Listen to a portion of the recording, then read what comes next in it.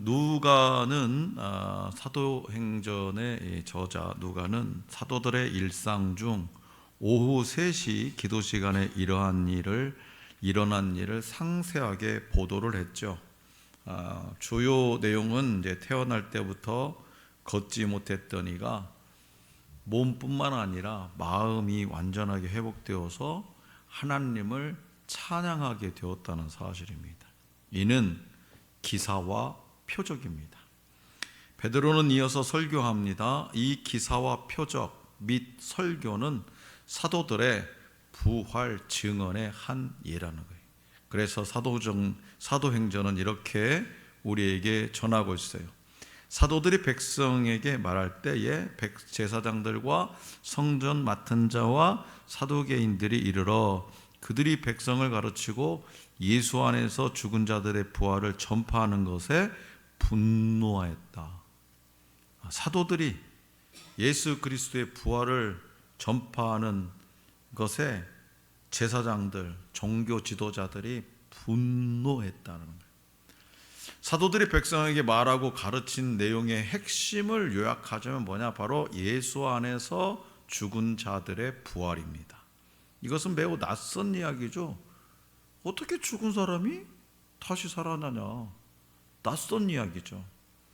베드로와 요한은 부활 외에 하나님이 그리스도를 높이신 사실을 이야기하여 또한 그리스도의 이름, 그를 믿는 믿음이 이 사람을 온전하게 한 일, 죄 사함, 그리스도를 보내실 것, 그 다음에 선지자들이 예언한 모든 것이 회복될 것을 이야기합니다.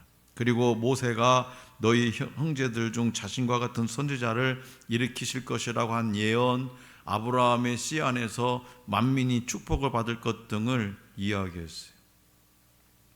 그래서 베드로의 설교를 곰곰이 살펴보면 이 목사의 입장에서, 설교를 하는 목사의 입장에서 베드로의 설교를 곰곰이 뜯어보면 베드로가 설교하면서 세상 돌아가는 이야기를 했습니까?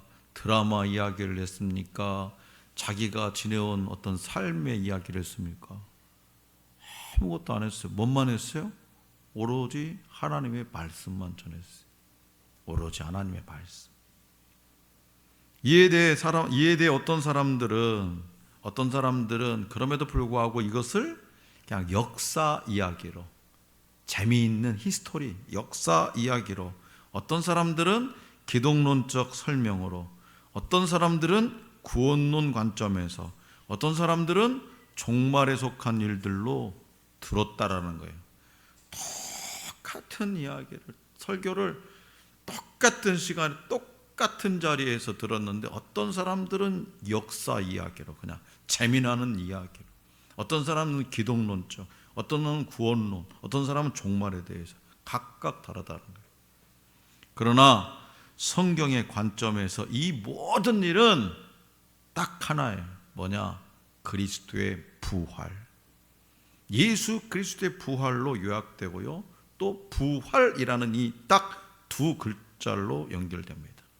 그래서 본문의 의미는 또 그런데 여기서 그치지 않아요.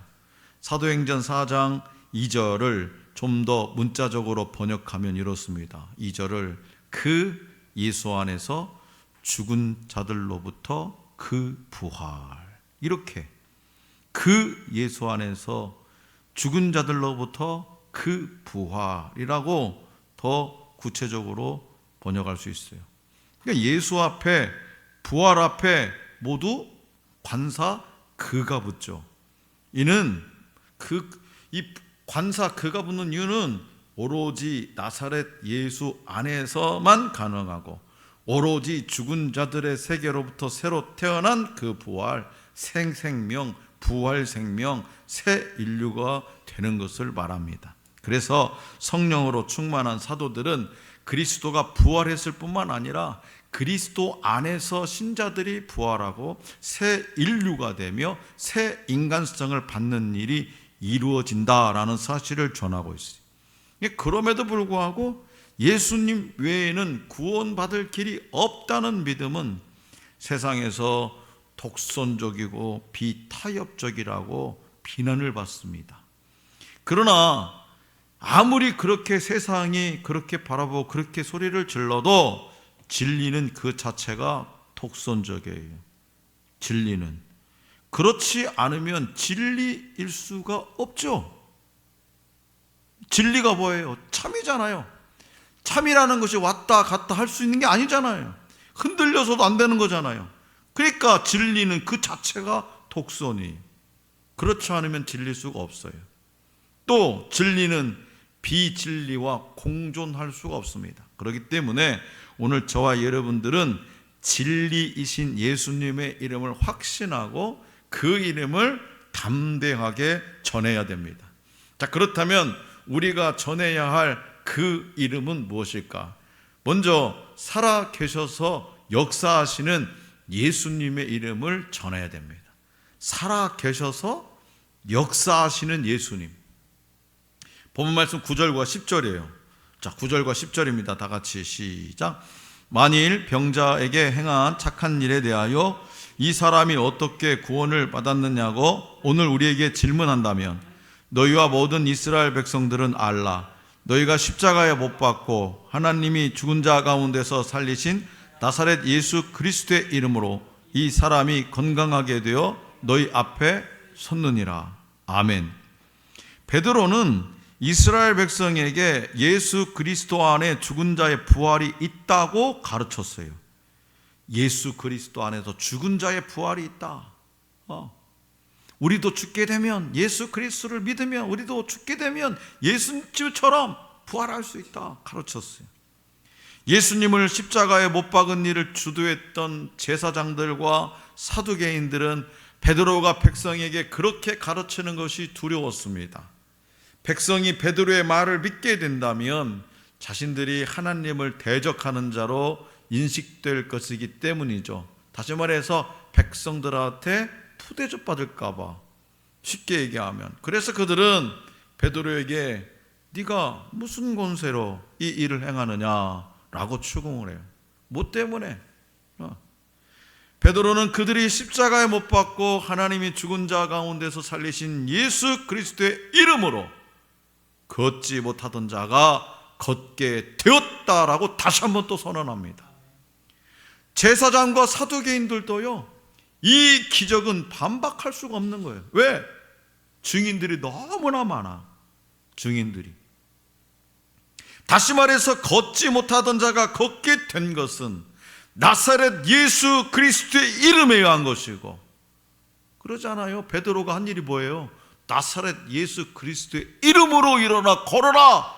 그랬더니 일어나 걸은 거 아니에요. 뭐 치료를 해줬습니까? 뭐 해줬습니까? 막 간수기도를 냅다 했습니까? 그런 것도 아니잖아요. 나사렛 예수 그리스도의 이름으로 일어나 걸어라.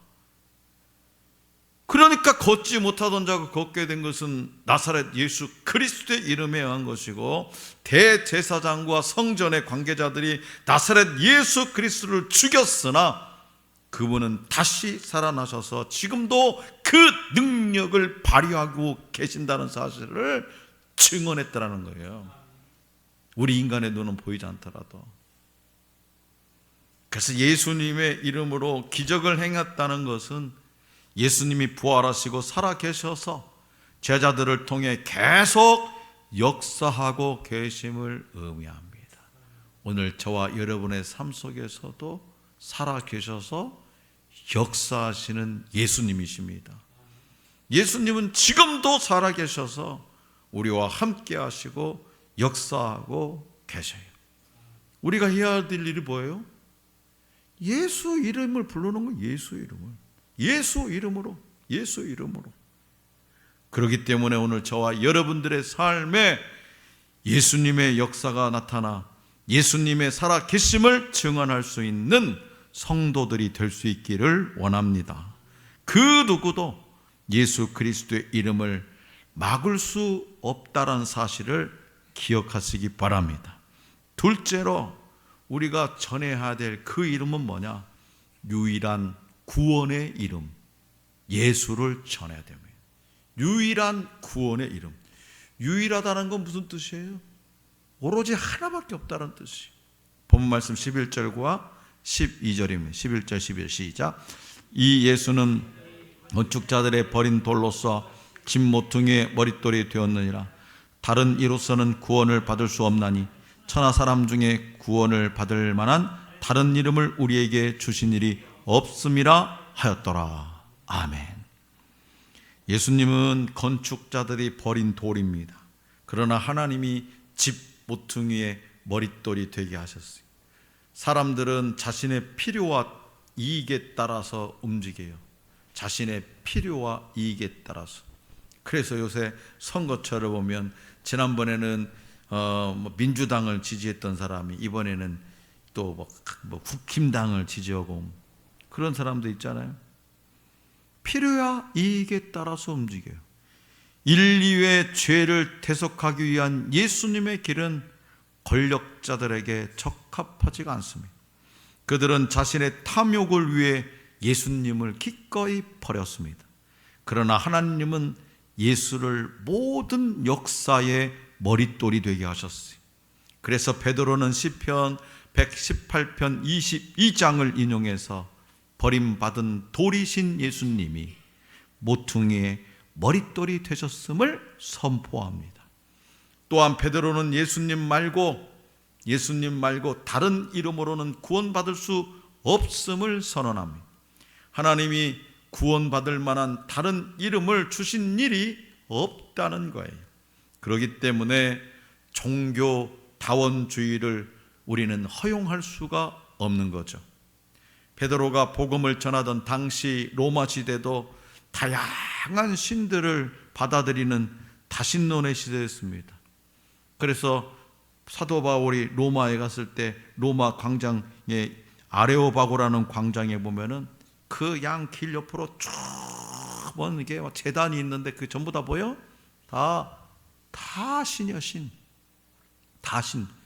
뭐 아폴로 신, 뭐 제우스 신 그리고 딱 마지막에 한 군데 뭐가 있어요? 이름을 아무도 알 수 없는 신. 아무도 모르는 신.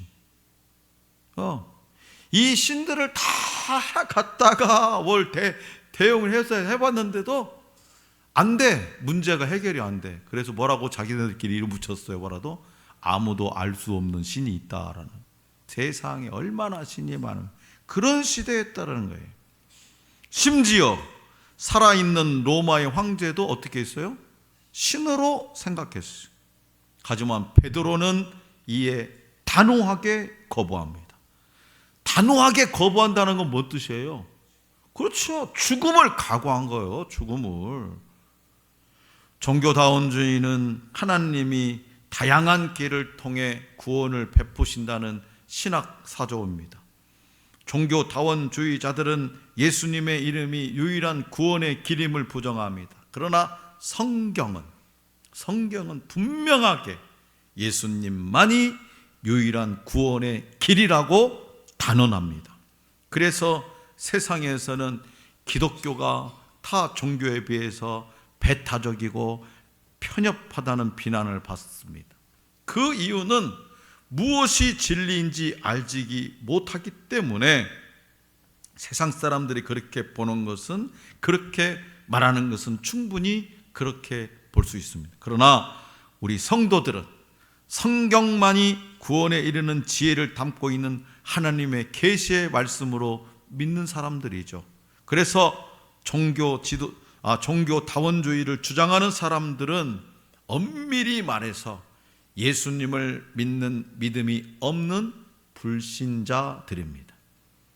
우리 하늘소망교회 모든 성도들은 오직 예수님의 이름만이 유일한 구원의 길이라는 진리를 굳게 붙잡고 이 진리를 전하는 사명을 충성스럽게 감당해서 마지막 날에 주님께 칭찬받는 성도들이 되시기 바랍니다.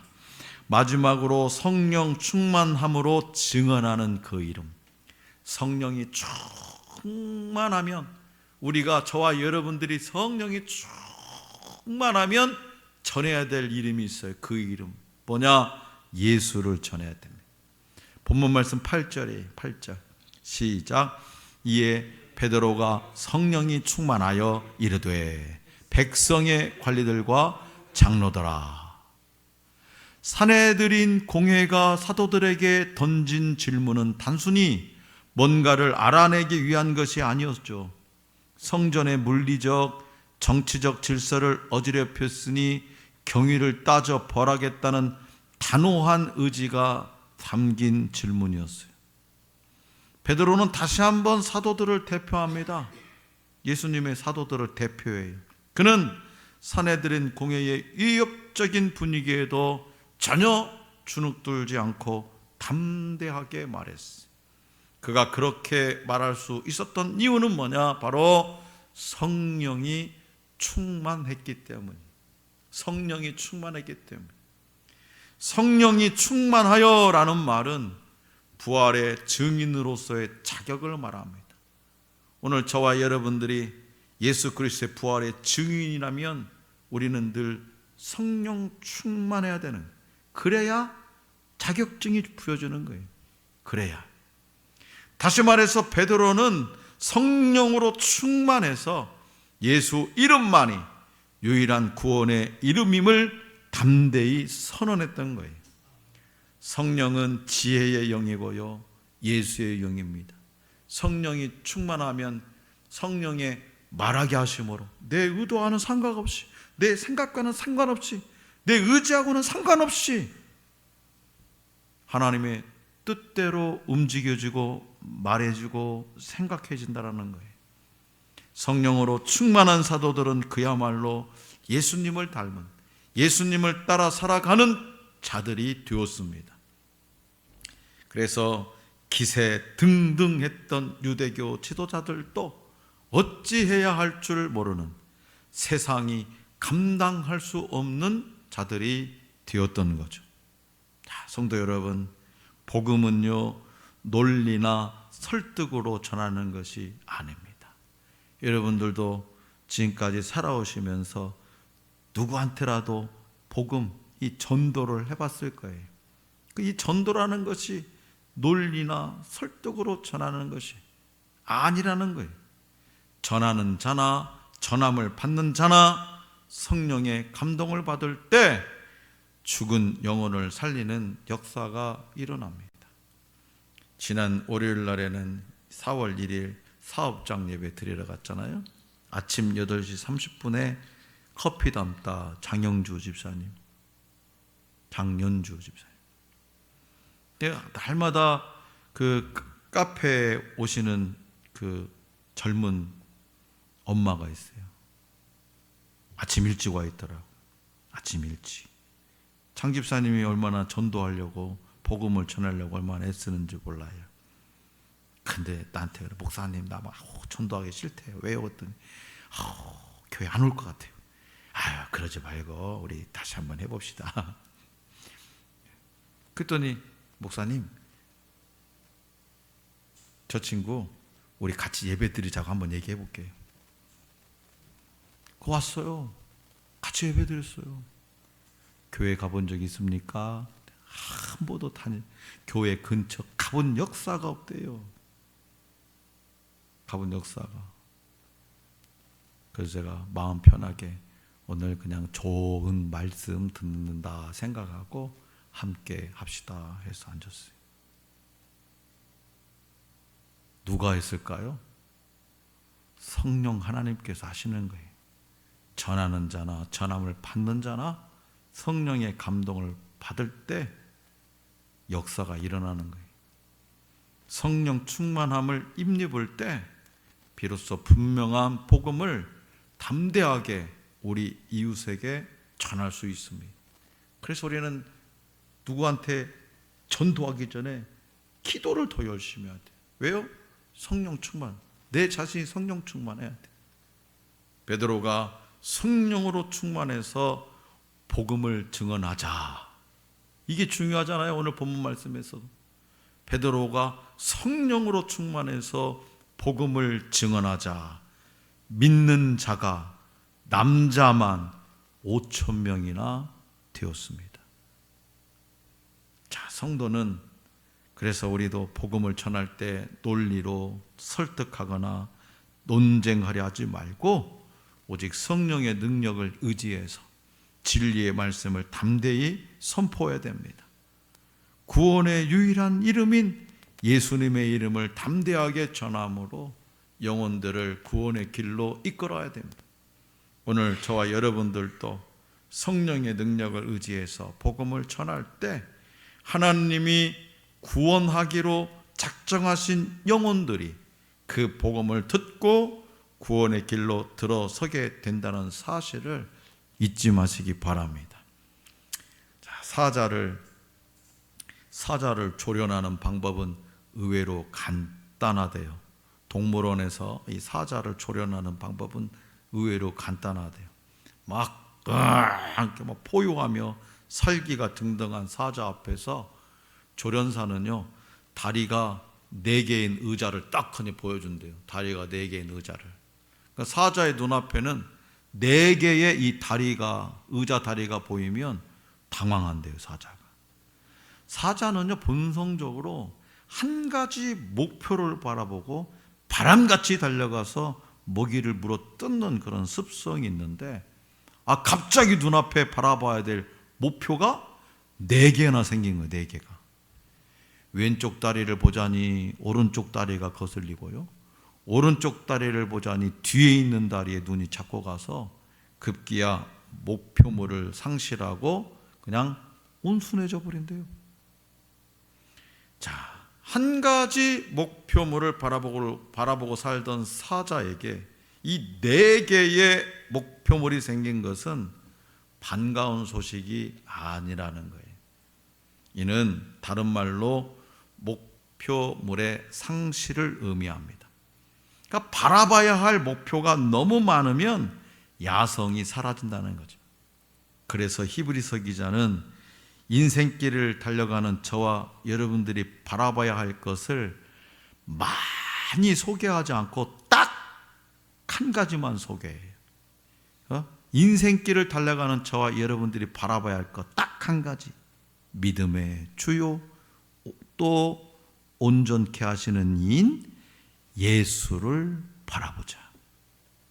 믿음의 주요 온전케 하시는 이인 예수를 바라보자. 딱 한 가지.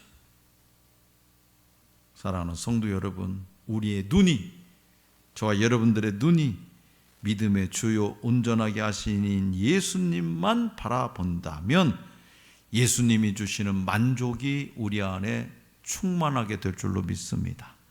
그러나 다리 4개를 다 봐야 한다는 이 사자의 욕심이 그를 무기력하게 만들었듯이 우리 안에 들어와 있는 보고 싶고 하고 싶은 수많은 욕심이 우리를 무기력하게 만듭니다. 그래서 이성적이고 합리적인 신앙을 추구한다는 사람들은 예수님이 유일한 구원의 길이 아니라 여러 길 중에 하나라고 주장하기도 해요. 그러나 구원은 인간의 이성과 합리성을 초월해요.